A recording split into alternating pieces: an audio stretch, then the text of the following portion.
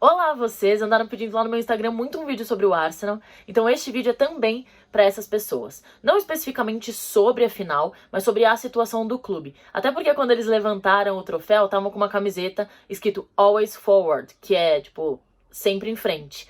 E eu quero tentar discutir aqui com vocês o que é esse sempre em frente. O clima da final era melancólico pro torcedor do Arsenal, que se acostumou a ver o time sempre entre os 3 maiores clubes da Inglaterra, só que nos últimos anos, ladeira abaixo, enquanto seus rivais começaram a crescer em relação à visibilidade e importância no futebol mundial. Times que não tinham nenhuma expressão. Então, o Arsenal começou a ser ultrapassado por Chelsea, City, Tottenham, e a gente pode até citar o Leicester. A camisa do Arsenal perdeu tanto peso que talvez você perguntar para uma criança hoje em dia, ela nem saiba explicar que o Arsenal um dia já foi grande. Tudo isso também pode ser explicado com a inversão de poderes nos últimos anos, a modernidade do futebol.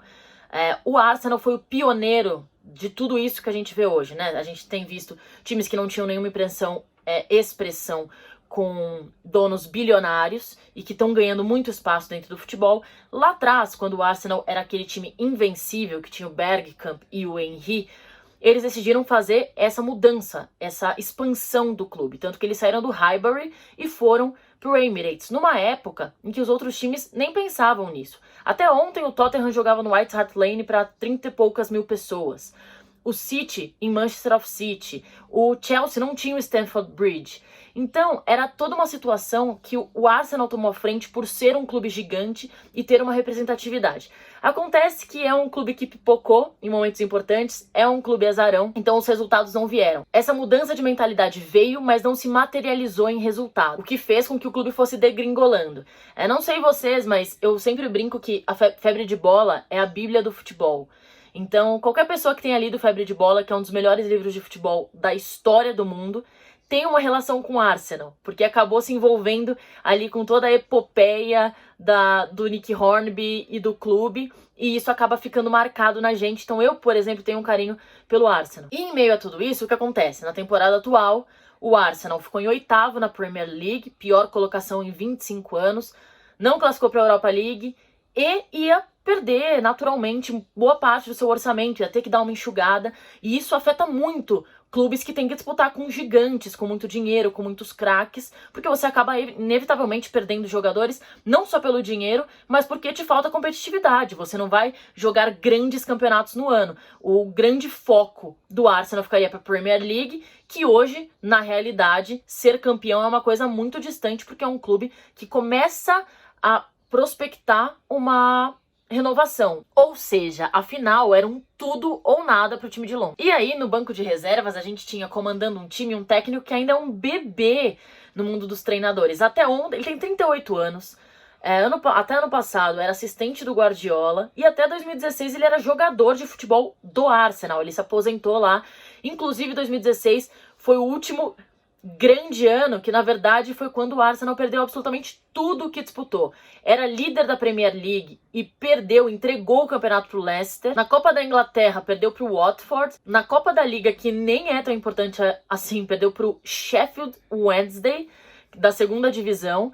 E na Champions League caiu pro Barcelona. Então, se tem alguém que sabe o peso dessa desgraça de adversidades dentro do Arsenal, é o Arteta. E aí o que aconteceu? O jogo começou e o Arsenal já começou perdendo pro Chelsea. Só que aí a gente volta um pouquinho na história e imagina que o Arteta ali olhando o time em campo deve ter lembrado da Copa da Inglaterra de 2013 e 2014, que foi seu último título como jogador pelo Arsenal. O Arsenal vinha de uma seca de 9 anos sem título decente, ia pegar o Hull City em Wembley e, assim, em 8 minutos já tava 2-0 pro Hull City. Naquela época, o Arsenal era comandado pelo Wenger, já num período de manager corroído pelo tempo, a torcida já não aguentava mais. E foi o Arteta que comandou a virada dentro de campo, na prorrogação, levantou a taça, foi seu último título, o que deu mais uns anos aí pro Wenger trabalhar, porque, diferentemente do que acontece no Brasil, na Europa, mesmo quando um time vai mal durante um ano,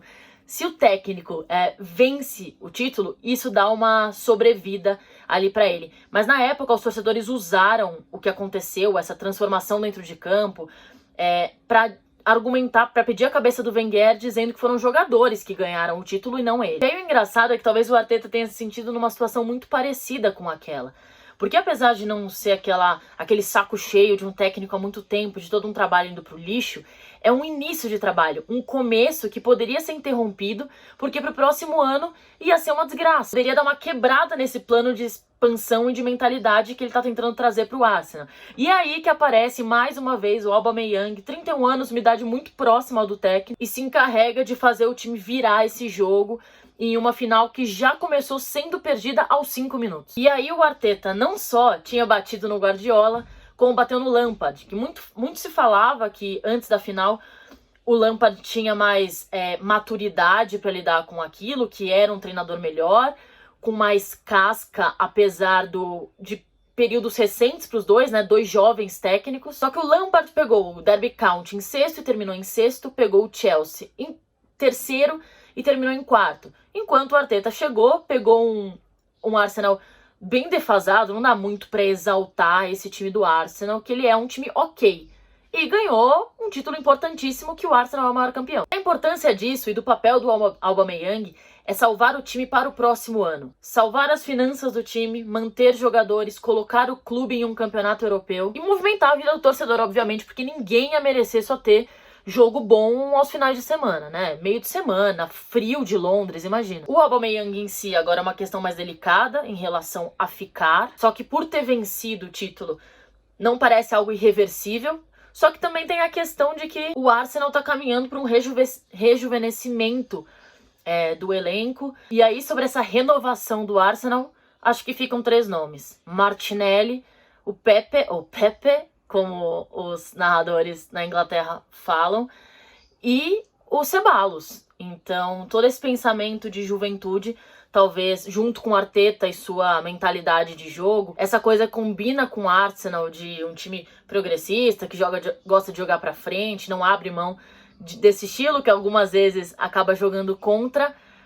Acho que fica aí pra gente ficar de olho e torcer para que o Arsenal volte de um lugar que nunca deveria ter saído, porque eu sempre acho muito triste ver times gigantes em situações um pouco drásticas. Queria saber a opinião de vocês, o que vocês esperam do Arsenal para os próximos anos. E comentem aqui e me sigam no Instagram. Um beijo e até o próximo vídeo.